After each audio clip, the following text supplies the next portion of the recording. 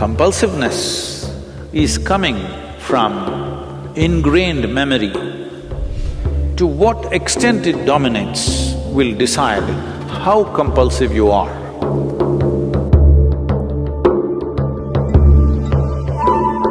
Don't try to counter it, don't try to forcefully beat it. What spiritual process means is to create an awareness, to become conscious in such a way that we override the memory.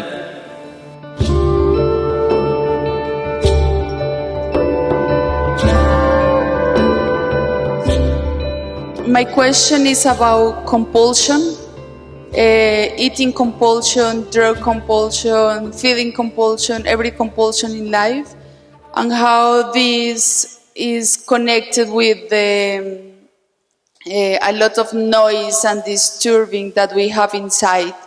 How we express this noise inside through the compulsion to outside. See, what you call as compulsive is, generally, people only recognize compulsive physical behavior.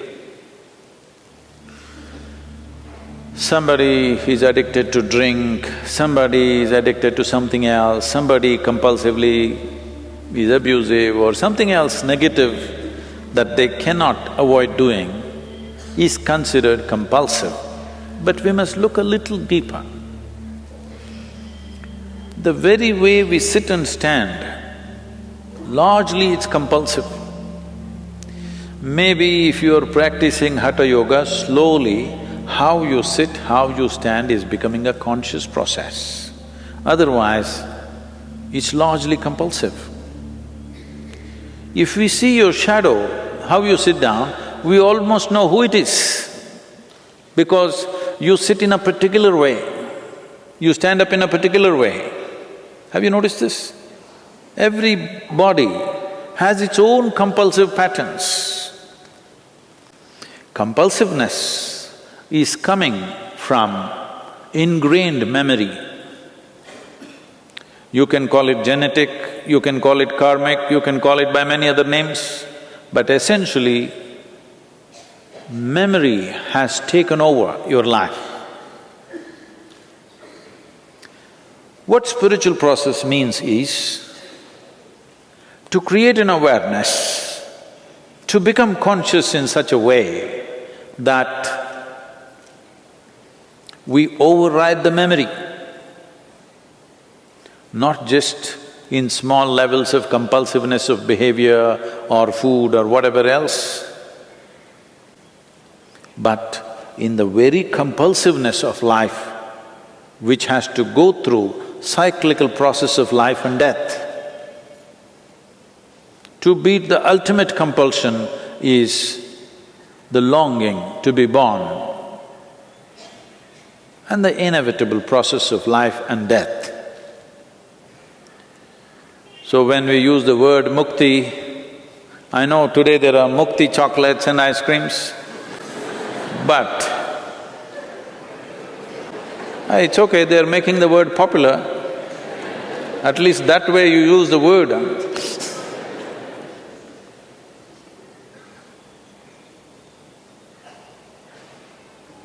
So, essentially compulsiveness means something is going cyclical. You are not able to beat the cyclical movement that's happening within you, either psychologically, emotionally, energy-wise or physically in your behavior patterns. Maybe you are noticing only the behavioral patterns, the compulsive nature of your behavior. You are not noticing the compulsive nature of your thought unless it becomes very acute, compulsive nature of your emotion, compulsive nature of the way the energy patterns move, and above all, the compulsive nature of your very existence. Every aspect of life is influenced by memory. To what extent it dominates will decide how compulsive you are. It is like… I think I said this some time ago.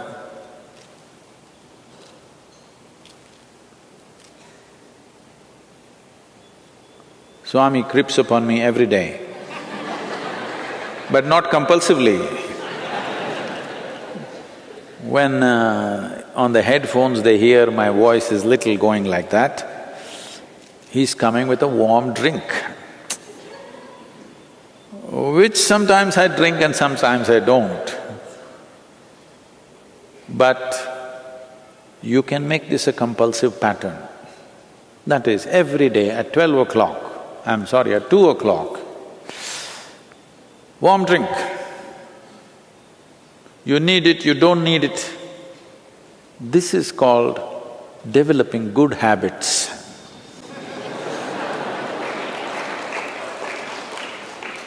There are no good habits. All habits are bad because habit means you're trying to operate in a compulsive pattern. When you feel thirsty, you drink water. No, not like that. Doctor tells you every day 3 liters of water, half the time you are in the pee place.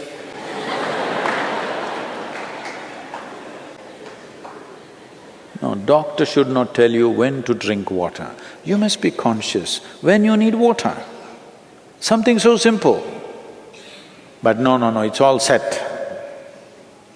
When it's all set, it looks like you're functioning efficiently. Yes, you are. Efficiency without a heart is no good, it's cruel. Adolf Hitler is very efficient, but inhuman. This is what will happen in everybody's life. Unknowingly you become tyrannical. Maybe you will never be, fortunately, as capable as him, but you will become equally cruel to yourself and everybody around you because you have your stupid sense of discipline. Now, but Sadhguru, if I don't wake up my children at 6 o'clock, they will wake up at noontime. It is true. It is true. You have to wake them up at 6 o'clock, otherwise they may become sloth. So this is a fine game. Life is a fine game. If you want to do it in a crude way, you can do it. But if you want to do it well, it's a fine game. The same thing can be done in many different ways. So, Sadhguru, how do I wake up my children, Sadhguru? In a conscious way, at 6 o'clock in the morning, because they have to go to school at 7. Well, there are many situations in the world which not entirely our making, but we have to sync with it. Otherwise, we will become disaligned with everything.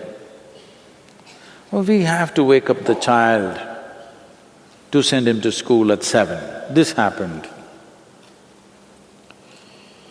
At 7 o'clock, not 6, a mother came for the 10th time since early morning and shook her son, "Wake up, you need to go to school." He said, "Mama, nobody likes me in school. The teachers don't like me. The rest of the staff don't like me. The bus drivers hate me. I don't want to go to school."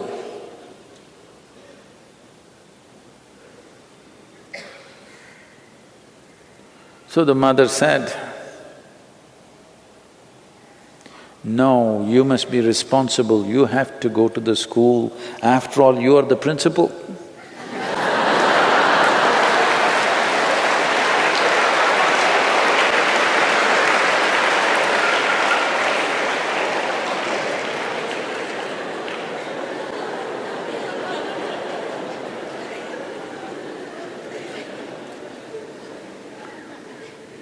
to fulfill certain situations, we create certain patterns, but the pattern can be conscious pattern. It may be a rigid pattern, but a conscious pattern for a period of time to fulfill certain situations. But it need not become a part of our system. If you go with the rhythms of nature, naturally some things will happen in certain ways. Isn't that also compulsive? That every year in the month of June, monsoon should come. Is that not compulsive? It is. That is the nature that is the physical nature of the existence. It is by patterns, set patterns. Unfortunately, even the monsoons are becoming a bit conscious and not coming.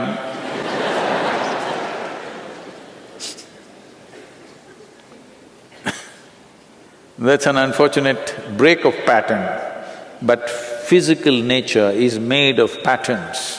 Whether individual atom or a cell or a molecule or the entire system, this is the way physical is made.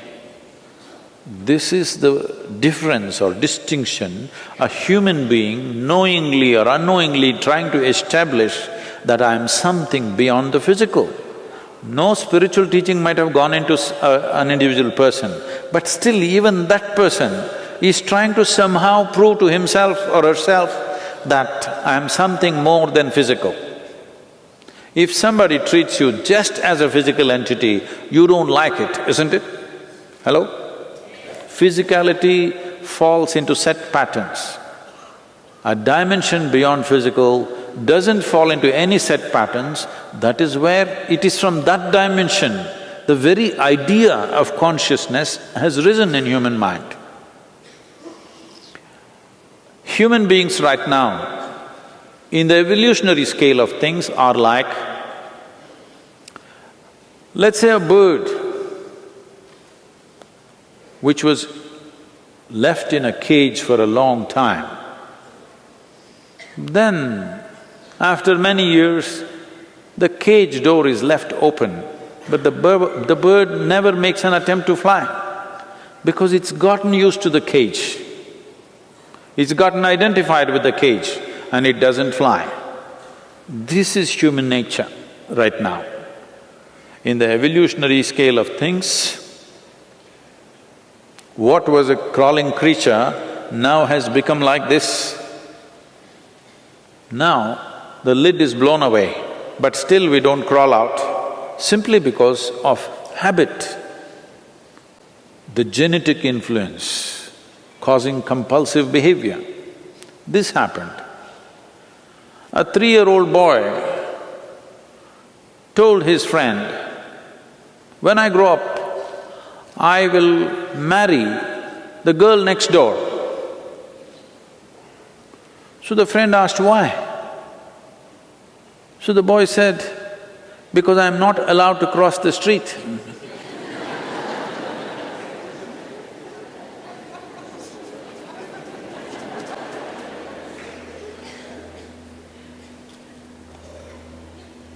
So, compulsiveness, don't try to counter it, don't try to forcefully beat it. You just have to become conscious. This is like the light and darkness business. You don't fight with the darkness, that will be foolish. Compulsiveness is an expression of lack of consciousness. You don't have to fight it. If you become more conscious, compulsive patterns will just disappear. It is like if you turn on the lights, darkness is gone. You don't have to fight with it. If you fight with darkness, you are on an endless fight.